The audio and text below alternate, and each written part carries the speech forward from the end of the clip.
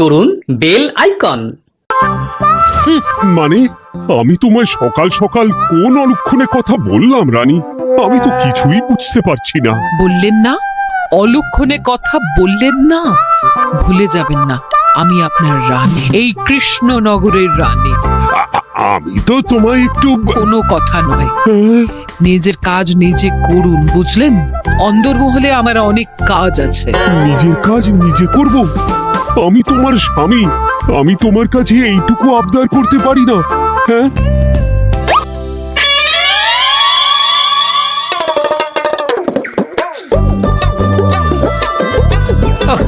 আজ গিন্নির সাথে বচসা করতে গিয়ে দেরি হয়ে গেল। মহারাজ আবার আমার দেরি দেখে রেগে না যান।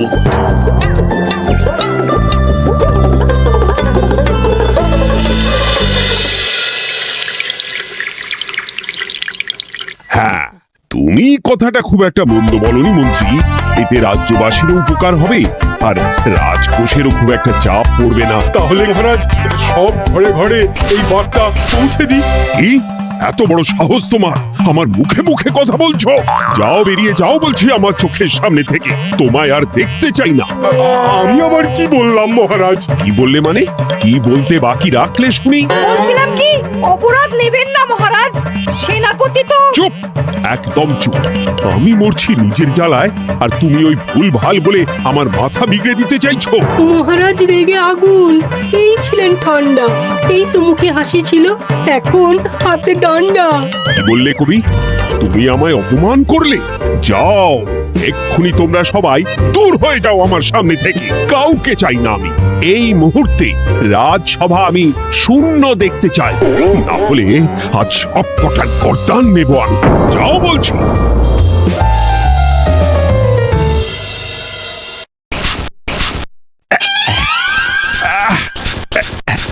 আহা, একটু শান্তি হলো।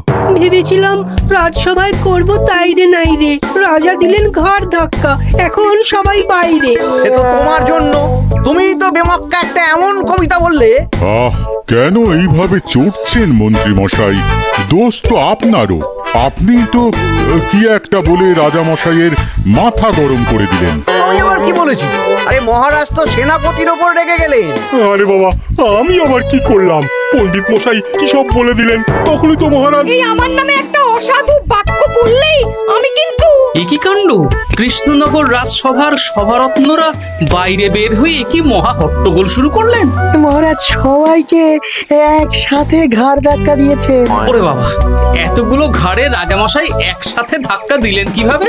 আচ্ছা, দোষটা কে করলো? দোষ করেছে ও, দোষ করেছে ও। দোষ করেছে ও। দোষ করেছে ও। এবারেও কেউ একমত হতে পারলেন না। কে দোষ করেছে? আচ্ছা বেশ, কি হয়েছে কেউ একটা খুলে বলুন দেখি। আমি বলছি, এই মহারাজ বেশ খোশ মেজাজি ছিলেন, কিন্তু হঠাৎ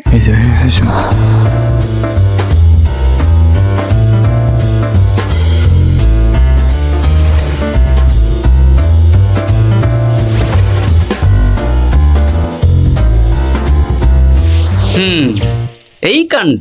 এ তো ভারী অদ্ভুত রোগ মনে হচ্ছে। মহারাজের আচমকা মাথায় রক্ত চড়ে গেল নাকি? হ্যাঁ, মহারাজ আপনাদের রাজসভায় ডেকেছেন। ওরে বাবা না, যাবো না গো আমি, আমার কাছে আমার প্রাণ সবচেয়ে দামি। আমিও যাব না, নির্ঘাত মহারাজ গর্দান নিতেই ডাকছেন। আমিও যাব না গোপাল, আমারও প্রাণের বড় মায়া। আচ্ছা, এটা কি কোনো কথা হলো? হ্যাঁ, প্রাণের মায়া কার নেই বলুন তো? আর মহারাজ যে গর্দান নিতেই ডাকছেন তার কি কোনো মানে আছে? অন্য কারণও তো হতে পারে। তুমি কি করে বুঝলে? হ্যাঁ, বুঝতে পারিনি, তবে আন্দাজ করেছি। তোমাদের কথাতেই শুনলাম মহারাজ খোশ মেজাজেই ছিলেন, সহসা রেগে গেছেন। আবার যে সহসা খোশ মেজাজেই ফেরেননি, তাই কি বলা যায়? এটা তুমি বলনি তো মন্দ। চলো সবে ফিরিয়ে আনি রাজসভার ছন্দ। আরে গোপাল, এসো এসো এসো। তা এত দেরি করলে কেন? বাকিরা কোথায়? তারা আসছেন মহারাজ। আপনি তাদের ডেকেছেন, তাদের ঘাড়ে কটা মাথা যে তারা আসবেন না। কিন্তু মহারাজ, আমি অন্য কথা ভাবছি। কি কথা গোপাল? আপনি নাকি সভায় আজ হঠাৎ সবার উপরে রেগে গিয়ে তাদের সভা থেকে বের করে দিয়েছেন মহারাজ। এ কি সত্যি মহারাজ? আরে না না গোপাল, মোটেও না। বলতে পারো আমি সবার সাথে একযোগে একটা রসিকতা করছিলাম।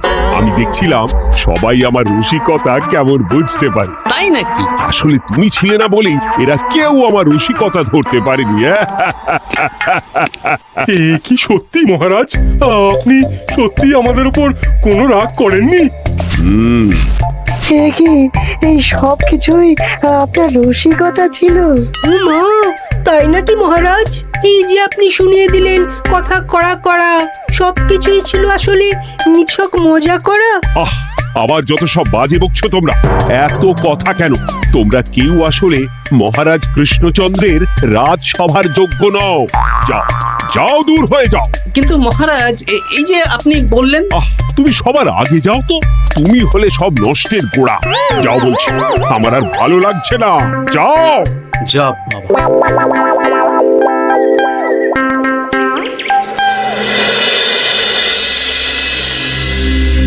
কি বুঝছেন? না না না, আমি তো সবই ঠিক দেখছি রানীমা। হ্যাঁ, এটা ঠিক যে নারীর গতি কিঞ্চিত চঞ্চল বটে, তবে তা তো হতেই পারে। বাকি সবটাই ঠিকই আছে। তাহলে এমন হচ্ছে কেন? মহারাজ এইভাবে যখন তখন রেগে যাচ্ছেন কেন? আজ শুনলাম আপনাদের সভা থেকে দুবার বের করে দিয়েছেন, আবার ফিরিয়ে এনেছেন। হুম, হুম, হুম। আমি ওষুধ পাঠিয়ে দিচ্ছি, আর মহারাজের কিঞ্চিত বিশ্রামের দরকার। হ্যাঁ, তোমার মাথা আর আমার মুন্ডু, বলি আমি বিশ্রাম নিলে রাজকার্যকে চালাবে শুনি তুমি, নাকি ওই অকর্মার ঢেকি মন্ত্রী? না মানে ওই আমি। যাও, আর আমার কথা বলতে ভালো লাগছে না। আমাকে একটু একা থাকতে দাও।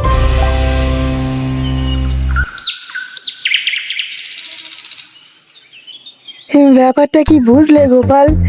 রাজবৈদ্য তো মহারাজকে দেখতে রাজবাড়িতে গেছেন। কি মনে হয়? গতকালও আমি যখন বাগানে গেলাম,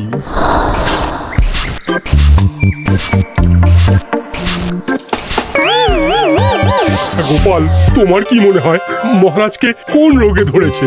এই রেগে যাচ্ছেন, আবার এই মাথা ঠান্ডা হয়ে গিয়ে ডেকে পাঠাচ্ছেন। আমি বলি কি গোপাল, তখন সবার সামনে বলিনি বটে, তবে এখন তোমার সামনে স্বীকার করতে বাধা নেই। কি কথা বিজ্ঞানী? মহারাজের এই রাগের কারণ হয়তো আমি। আমার মনে হয় আমার দোষেই উনি এরকম বারবার রেগে যাচ্ছেন। কেন? আসলে মহারাজ আমাকে একটা মাথা যন্ত্রণা সারার ওষুধ আবিষ্কারের দায়িত্ব দিয়েছিলেন, তো আমি অনেক চেষ্টা করেও সেই ওষুধটা আবিষ্কার করতে পারিনি। যেটা আবিষ্কার করেছি তাতে সেরকম কাজ হচ্ছে না। আমার মনে হয় ওনার মাথা ব্যথা থেকে এরকম হচ্ছে। সে যাই হোক, তুমি কিছু একটা করো গোপাল। মহারাজের অসুখ কিভাবে সারানো যাবে সেটা নিয়ে কিছু একটা ভাবো। ভাবতে তো হবেই।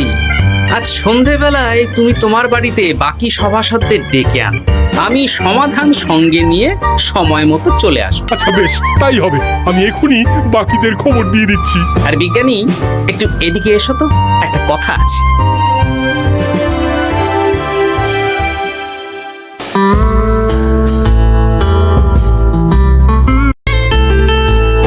গো, বলি এইভাবে ঘুরলে কি মহারাজের ব্যামো সেরে যাবে? তা সারবে না।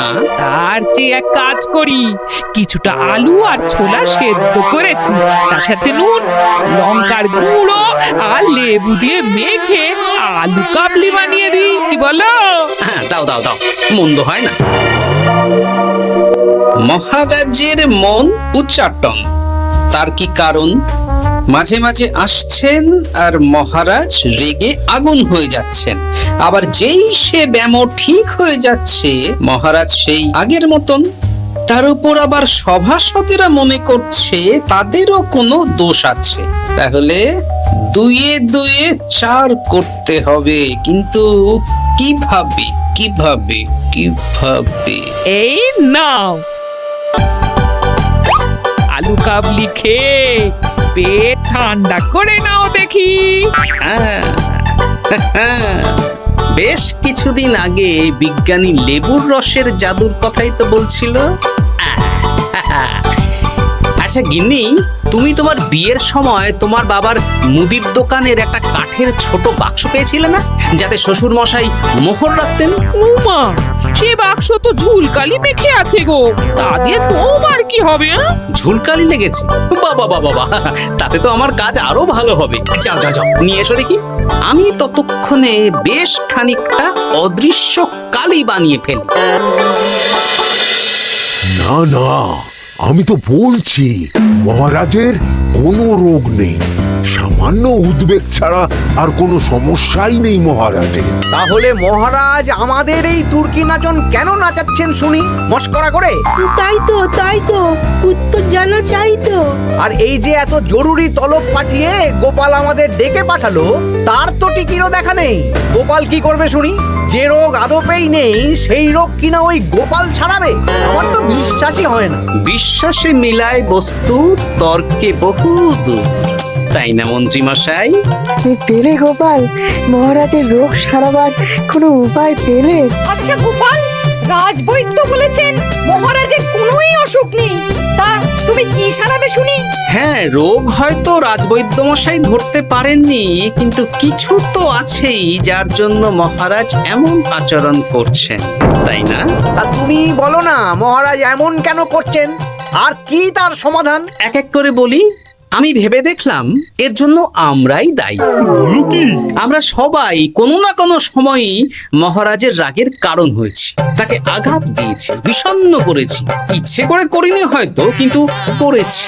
আর মহারাজ সেই সব কথা বুকে চাপা দিয়ে রেখেছেন। তুমি বলতে চাইছো অতীতে সেই সব ভুলের কারণেই মহারাজ এমন করছেন? আমার তো তাই মনে হয় সেনাপতি। আচ্ছা আচ্ছা, তর্কের খাতিরে যদি তাই ধরে নি, তাহলে এখন আমাদের কি করণীয়?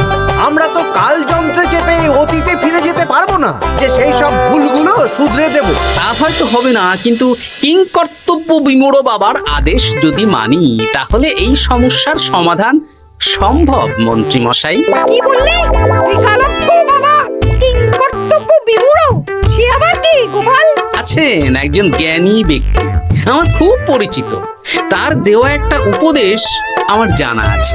আমার বিশ্বাস তাতে মহারাজের এই সমস্যার সমাধান হয়ে যাবে। কি করে শুনি? এই কালি হলো অদৃশ্য কালি। কলম দিয়ে অদৃশ্য কালিতে কাগজের উপর লিখতে হবে। কি লিখতে হবে? লিখতে হবে যে মহারাজের সাথে অতি সাম্প্রতিক কালে আমরা যা যা অন্যায় করেছি তাই লিখতে হবে। কোনো মিথ্যে কথা লেখা যাবে না। তবে চিন্তা নেই, অদৃশ্য কালি, ফলে কেউ কারো লেখা পড়তে পারবে না। এইবার এই কাগজ ভাঁজ করে ফেলে দিতে হবে এই বাক্সে। বাক্সে তালা, তার চাবি থাকবে মন্ত্রী মশাইয়ের কাছে। আবার আমার কাছে কেন? পরে যাতে কোনো সন্দেহ না করেন, যা সন্দেহবাতিক মন আপনার। বললে এইবার এই বাক্স সারা রাত নদীর ধারে বটতলায় পড়ে থাকবে, চাঁদের আলো পান করবে। তারপর সকালে আমরা সবার সামনে এই বাক্স ফেলে দেব নদীর জলে। সবার অন্যায় সারা রাত চাঁদের আলো পান করে শুদ্ধ হয়ে ভেসে যাবে নদীর জলে। ব্যাস ব্যাস, আমরা সবাই পাপ মুক্ত হয়ে যাব। একদম সবাই শুদ্ধ হয়ে যাব, আর মহারাজের ব্যামো সেরে যাবে। কিন্তু তুমি কোনো চালাকি করছো না তো গোপাল? অদৃশ্য কালিতে লেখার সাথে আমি আর কোন চালাকি করব মন্ত্রী মশাই? দেখুন, আমি একটা কাগজে লিখছি। কি কিছু বোঝা যাচ্ছে? সত্যি তো কিছু বোঝা যাচ্ছে না যে আদৌ কিছু লেখা হয়েছে কি হয়নি। তাহলে লেখা শুরু করা যাক। এক এক করে লিখুন আর কাগজ ভাঁজ করে বাক্সে ভরে দিন। আর হ্যাঁ, একদম মিথ্যে কথা লিখবেন না, তাহলে কিন্তু লেখাগুলো অদৃশ্য থাকবে না, ফুটে উঠবে। আচ্ছা গোপাল, বুঝেছি। কলম কালি মন, লেখে 3 জন। মিথ্যে কথা লিখে দিলেই ঘটবে অঘটন। আমি বাক্সটা নদীর পাড়ে সঠিক জায়গায় রেখে আসবো। তারপর কাল সকালে সবাই মিলে এই বাক্স ফেলে দেব নদীর জলে। ঠিক আছে?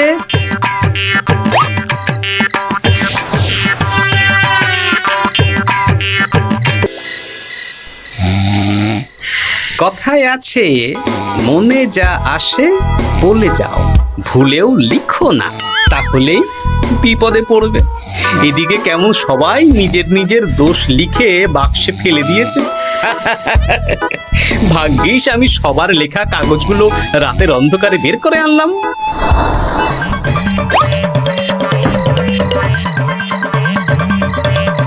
এইবার এই কাগজগুলো ঢুকিয়ে দিলেই কেল্লা ফতে। এখন সবার পাপের স্বীকারোক্তি আমার হাতের মুঠোয়।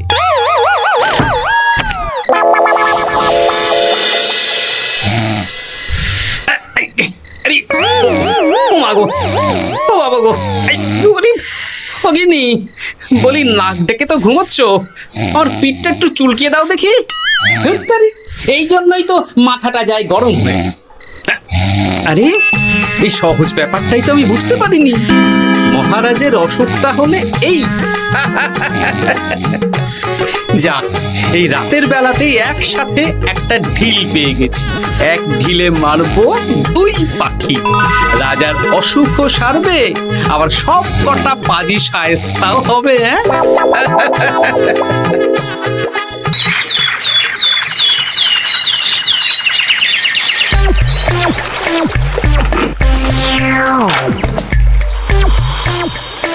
কি এইবার শান্তি হয়েছে তো মন্ত্রী মশাই? যেমন অদৃশ্য লেখা ছিল সেরকমই আছে তো? কিন্তু এতে কি মহারাজের রোগ সেরে যাবে? যাবে না মানে? মনে করুন সেরে গেছে।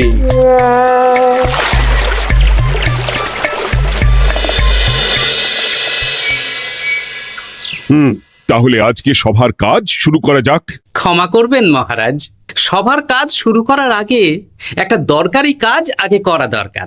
না হলে আবার কখন আপনি আমাদের কারো উপর রেগে যাবেন আর আমাদের সভা থেকে তাড়িয়ে দেবেন, তার তো ঠিক নেই, তাই না? গোপাল, আর বিরক্ত করো না। আমার এত সাহস নেই মহারাজ যে আমি আপনাকে বিরক্ত করব।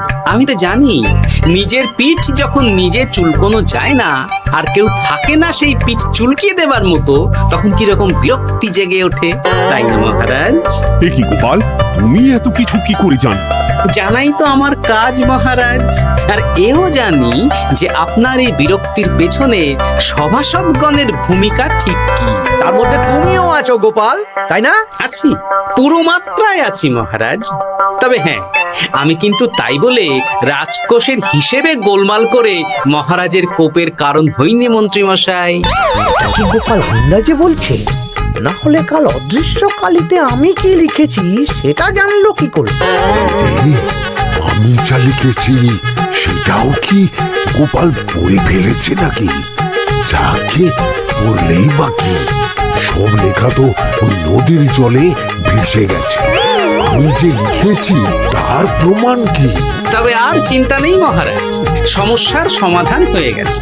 এখন থেকে আপনি যতক্ষণ রাজসভায় থাকবেন, প্রথমে মন্ত্রী মশাই, তারপর পণ্ডিত মশাই, আর তারপর রাজবৈদ্য পালা করে আপনার পিঠ চুলকে দেবে। কেন আমি কেন চুলকে দেব? না দিলে যে আপনার কপালে অনেক বড় শাস্তি ঝুলছে মন্ত্রী মশাই। রাজকোষে যে জালিয়াতি আপনি করেছেন তার স্বীকারোক্তি আমি হাজির করব যে মহারাজের সামনে।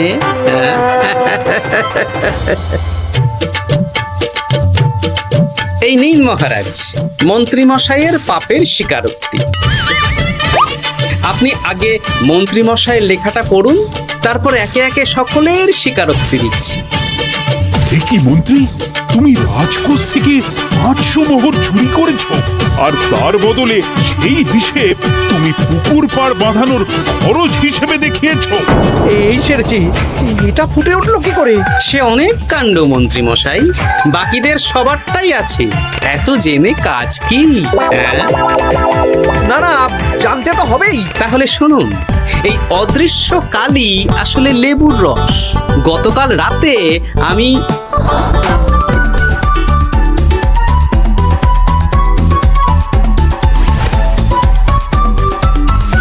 এবার লেবুর রসে অদৃশ্য লেখা কেন বা কিভাবে ফুটে উঠলো সেটা বিজ্ঞানী বোঝাবে। লেবুর রসে লেখা আগুনের তাপে ধরলে ফুটে ওঠে, কারণ লেবুর রসে থাকা অম্ল কাগজের সাথে থাকা শ্বেতসারের সাথে বিক্রিয়া করে এবং তাপ পেলে সেই বিক্রিয়া দ্রুত হয়ে কাগজের শ্বেতসার রাসায়নিকভাবে পরিবর্তিত হয়ে গাঢ় রং ধারণ করে। অনেকদিন আগে বিজ্ঞানীর কাছে ব্যাপারটা জেনেছিলাম, আজ কাজে করে দেখালাম। এবার মন্ত্রীমশাই দেখুন, মহারাজের সেবা করা ভালো না তার বদলে চাবুক খাওয়া ভালো।